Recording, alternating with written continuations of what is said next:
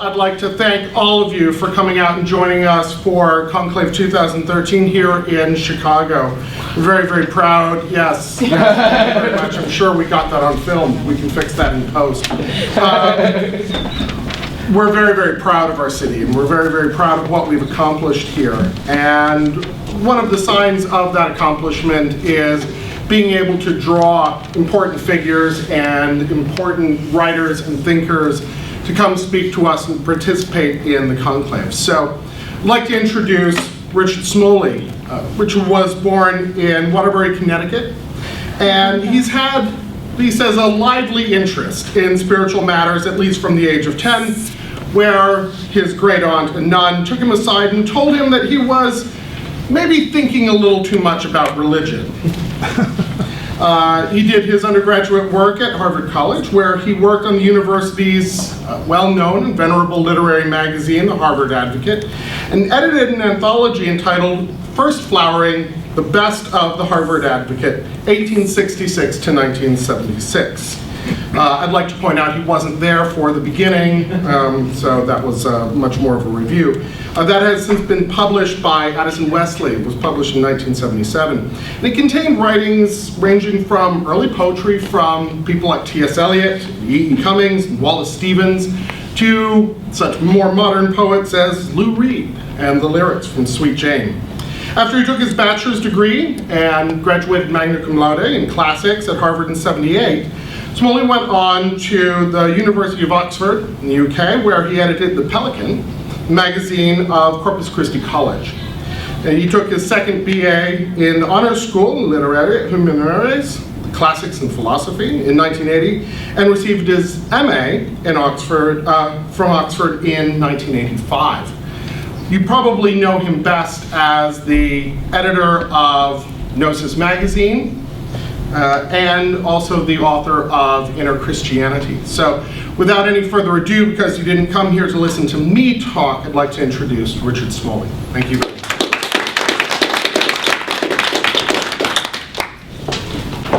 Well, thank you very much. It's a pleasure and an honor to be here. And I'm glad to see that you all possess or maintain the first requirement that one must have on the esoteric path, which is a sense of humor. If you lose that, you really totally lost your bearings, and I think you know. So it's not really just an option. It's a pleasant one to have on hand. All right, well, I'm going to talk a little bit about some of the ideas in my book, Inner Christianity. I imagine some of them will be familiar to you. If you've read the book, I hope at least some of them will be familiar. But it's not a bad idea to give an overview and to say a little bit about how one might approach the inner life through an esoteric Christian framework. Something, obviously, that you've all thought a great deal about. The word esoteric is a funny one, and it comes from Greek roots meaning further in. Originally, the word was applied in Greek to works that were not really written for public consumption, but only for the students of certain schools. Those of you who've read Aristotle will note that Aristotle's literary style is rather boring. And it may strike you as curious to know that Aristotle was regarded as a very beautiful and accomplished literary stylist in antiquity. Why is this? Well, all of the works, more or less, possible exception of one, that Aristotle wrote for public consumption are lost. And everything that we now have of his are basically edited lecture notes of his that his students put together after he's dead. So lecture notes are bound to be rather dry, so his writing is rather dry. So in this sense, all of the works that we have of Aristotle are esoteric. They were for his students. They were not published. They did not have the beautiful literary style that he was known for. Plato, for some curious reason, is the opposite. Plato is known for having a beautiful literary style, and his works were written for public consumption, his dialogues, and some of the letters that he wrote. I don't think that there's really anything left of his esoteric teaching. That is to say, what he taught at the school. I know some people claim that certain dialogues of his were written as kind of esoteric texts and only used within the school. Some say that these were written later, but that's a matter of dispute. So anyway, that's one sense of further in. Another sense of further in is, of course, going further into oneself. And at some point, I would say the esoteric path really has to have at least some stage of this, some element of it. And another element that most esoteric teachings seem to have is they have these very elaborate systems with very elaborate verbiage describing different levels of reality. I work at the Theosophical Society, and I'm sure some of you are familiar with the Theosophical system, which is very elaborate and has all sorts of interesting Sanskrit names. It always becomes a little tricky in any of these systems, and not many people are able to do it, but to try to relate all of these elaborate terms and names to one's actual experience. I could, for example, use the theosophical term kama manas, which is desire mind, literally. We could talk about that. It becomes a little trickier to look in oneself and say, well, where is this in me? How do I see it operate?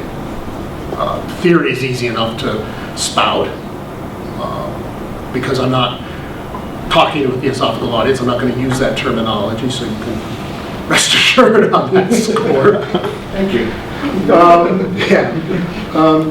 But you'll also notice that there are an enormous number of different levels and layers from system to system. And you kind of wonder, why are there so many different schemas? Some of them, that are very elaborate. Some of them are simple. And I guess I would draw the analogy of the color spectrum. I think you'll all agree with me that people with normal human vision see a certain range of the color spectrum. That's probably universal. But if you look at different languages in the world, you'll find they have widely different numbers of color terms. Some have very many, some have very few. I think there's one language someone found somewhere that only has terms for light and dark. Ancient Greek actually had comparatively few color words. As an aside, I could point out that if you look at Homer, you'll see he refers to green honey. Well, did they have green honey in those days? No. The word for green, chloros, as in chlorophyll, was used to describe the bandwidth of the color spectrum that we would call yellow and green. So they had a somewhat, they broke it up in somewhat wider bands in their color terms than we do. English has a lot, but even so, say greenish yellow or yellowish green, unless you're a decorator or a paint manufacturer, in which case you come up with all sorts of wonderful, colorful names for which we have to thank them. So I would say that this is partly why the number of levels and layers within a given system vary so much. And we could take it, in many different directions. But since we're here dealing with things from an esoteric Christian point of view, I'll set out with what I think is a simple but plausible schema for looking at these things. An esoteric system, I would say, has to be some kind of framework for organizing experience, if it is about inner experiencing and understanding inner experience, it should provide some kind of structure or method for working with that and understanding it. I mean, I think a useful example is the Kabbalistic tree of life, which, you know, for a fairly, it is actually a fairly simple diagram, enables one to plot a lot of different things on it and understand quite a different number of things, including human psychology. I've never met two Kabbalists who had the same exact system, and that seems to be true pretty much throughout the history of that tradition, but the esoteric Christian view, or an esoteric Christian view, that I want to suggest is a way of experiencing or categorizing three basic levels of experience or levels of experiencing.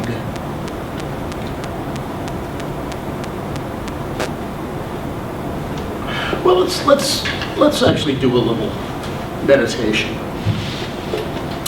If you'd all just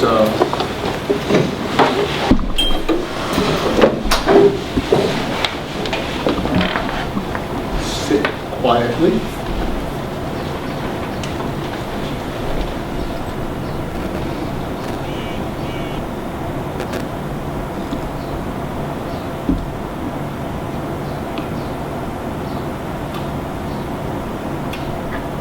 Begin by allowing yourself to feel your feet on the floor, your seat in the chair, your back against the back of the chair. It's probably helpful if your position is both alert and relaxed, however that works for you.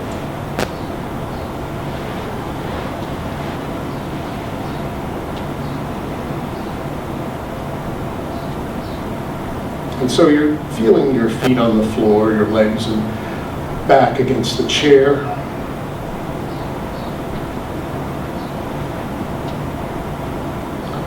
Allow yourself to relax and take a couple of deep breaths.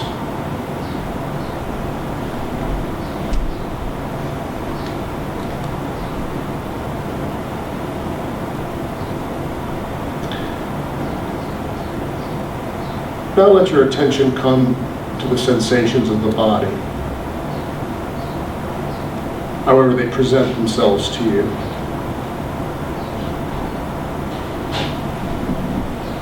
And that may change from moment to moment. You may have a sensation in the leg 1 second and a sensation in the arm in the other, and that's fine. Whatever presents itself to you, as long as you're focused, for the time being, on the sensations of the body.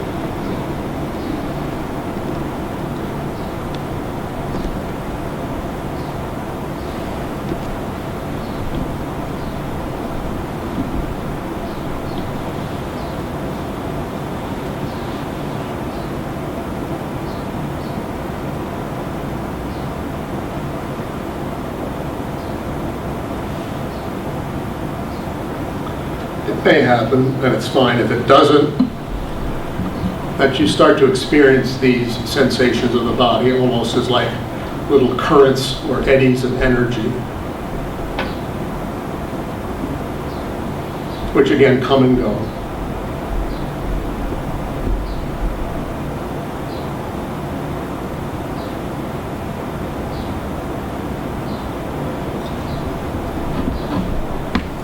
Certainly not necessary to try to control these sensations or these energies as they come up, but allow yourself to be aware of them.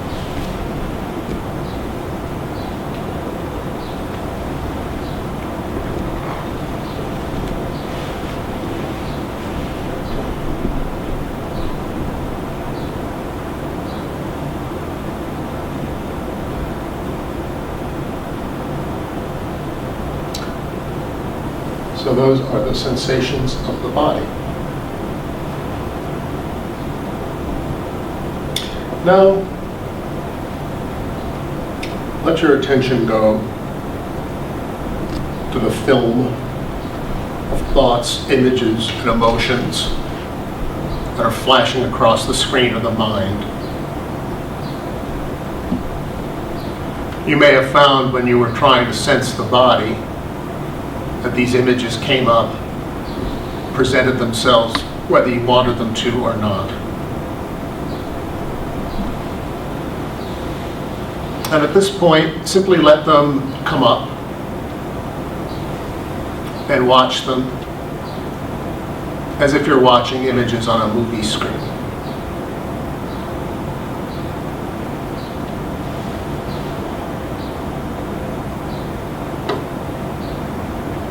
They arise, they come and go.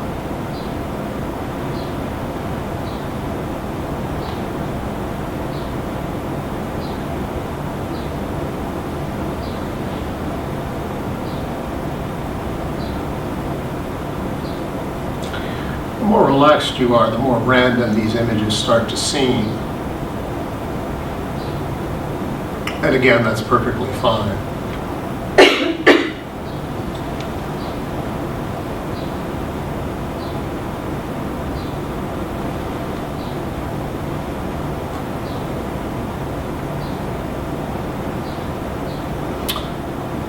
You'll also notice that some of these images and ideas and thoughts, pictorial or verbal or whatever, arouse some kind of emotional response in you. Light, intense, positive or negative.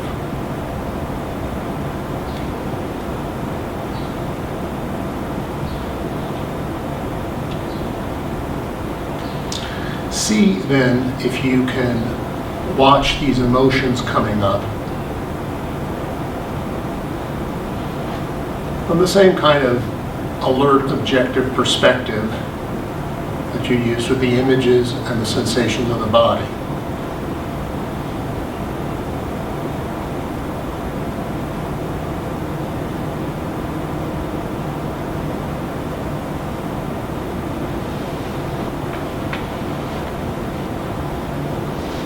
Feelings come and go.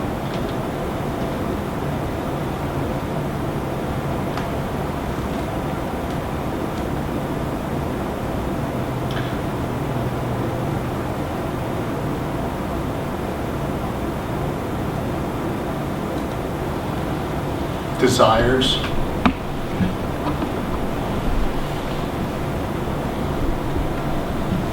I want this, I want that. I don't like this, I don't like that.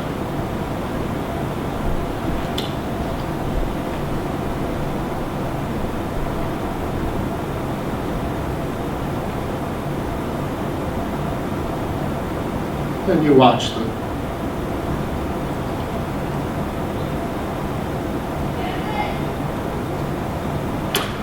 Well,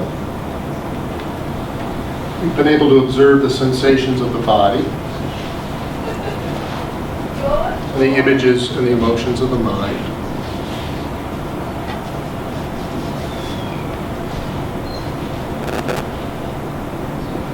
What then is doing the observing?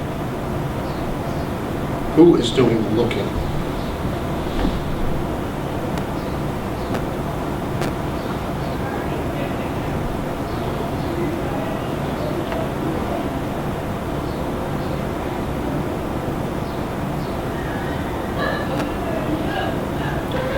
It really can't be any of the thoughts or the emotions themselves, because of course they can always be seen.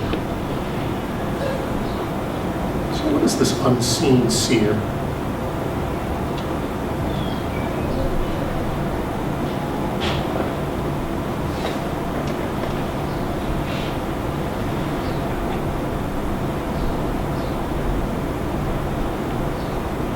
Of course, it's not a question that needs a verbal or conceptual answer.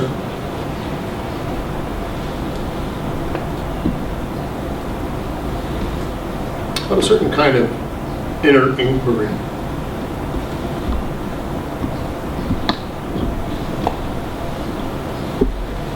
May be possible. follow this eye.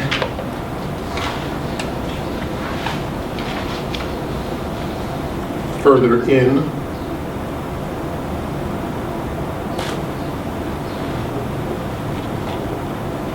To a place of greater stillness.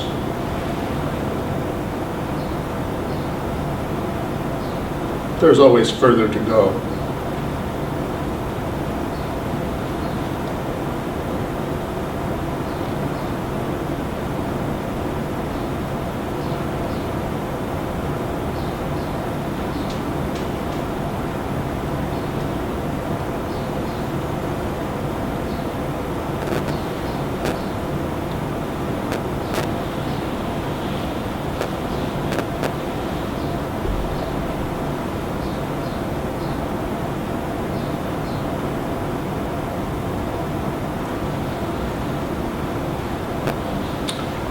And now you can gently let the exercise drop. Come back to your ordinary state of consciousness. You might feel it useful to sense your feet on the floor, your back against the chair again. Just make connection with the outside world.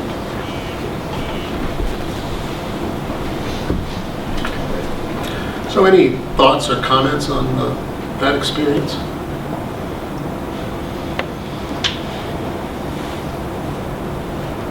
Anybody notice anything? Yeah. I am, already, exhausted from what's the conclave.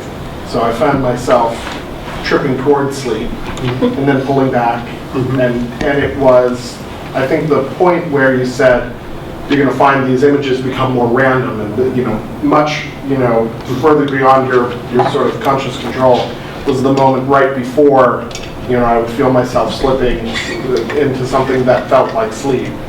And it was that sort of gray area in between that was the point where I felt that I could have access to something that was perhaps more inward.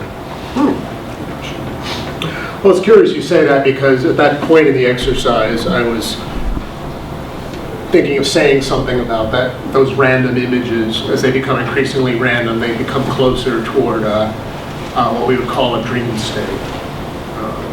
And the reason I didn't say that is that gets more into the level of theory, which I didn't want to get into at that particular point. But it is interesting that you picked up on that, or I picked up on that. Whatever. These things.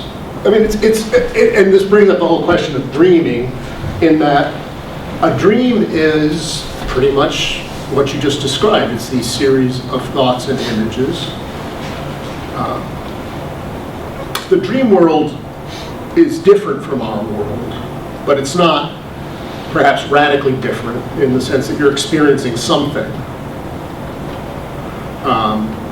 Its laws seem to vary from that of physical reality. For example, if someone said, I had a dream in which I flew, a lot of people have, no one would really think very much of it. If you thought, you'd actually flown physically, like, who was it? Oh, St. Joseph of Cupertino, I think he was a Catholic saint who was supposed to be able to levitate.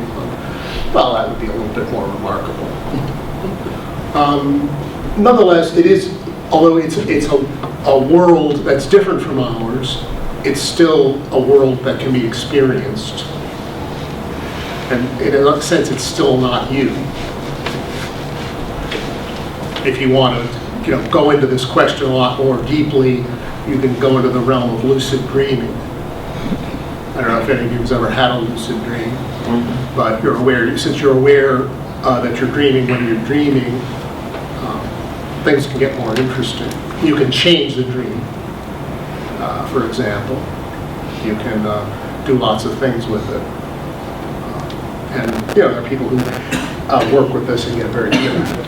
Any other comments? I'm always aware of how mercurial the thought process is, and I'm always really cognizant of how influential the subject of awareness and their experience has changed like those thoughts, if their memories specifically, their memories of how I perceived it, you know, and not necessarily the way things are, and things shift in different ways that way. So in my process, there was always like, this is how I remember it, and then there was like, but this is how it really happened, you know. So you know, and so there was this I don't want to say like a tension, but there was something within me that was kind of saying, even though it's a dream state, it has to be truthful. You know, it can't be delusional in that way if it's going to be functional. Right. Yeah, a couple of points of that. One is, of course, that whether a dream is telling you the truth, let's say you dream of a plane crash or something like that, it's not necessarily predicting a plane crash. But in any case, you have dreamt of a plane crash. That fact of that experience is true. The other thing that's interesting about what you say is, if I understand what you're saying, it makes me think of a friend of mine who had a narrow encounter with a shark when he was 13 years old. And he told the story very well, and he'd apparently told it a lot. And he said, I told that so many times that I feel like I'm remembering the story rather than the experience. And that, it's a story that you've told gets a little bit worn, a little bit overused, the tape a little too familiar. It can be like that. It becomes a legend. Excuse me? It becomes a legend. Yeah. My own personal legend. As with all legends, there's always a desire to embellish and elaborate. Interesting, you used the word mercurial, of course, because this aspect of the mind does seem to have some of the qualities of mercury, which is fluid, and it's very responsive, right? We use mercury to gauge temperature because it's so very sensitive and responsive to temperature.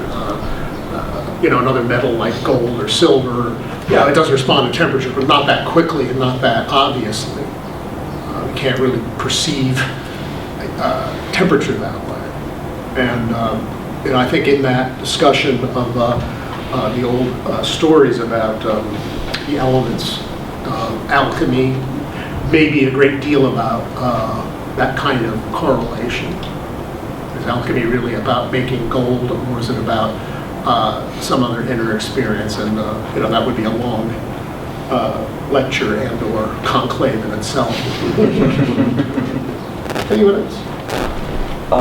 I noticed in the pardon me, in the transition period between you talking about noticing these images become a little bit more varied, and then the part when you got to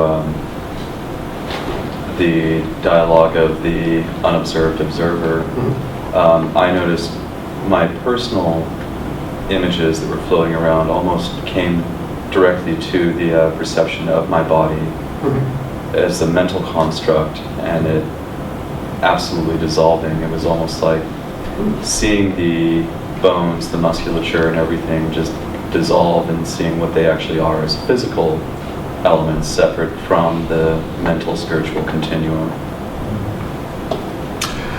Well, that's very interesting. I mean,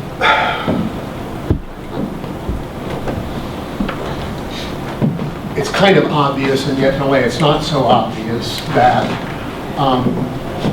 the body that you experience is not the body that gets laid out on the dissecting table after you're died.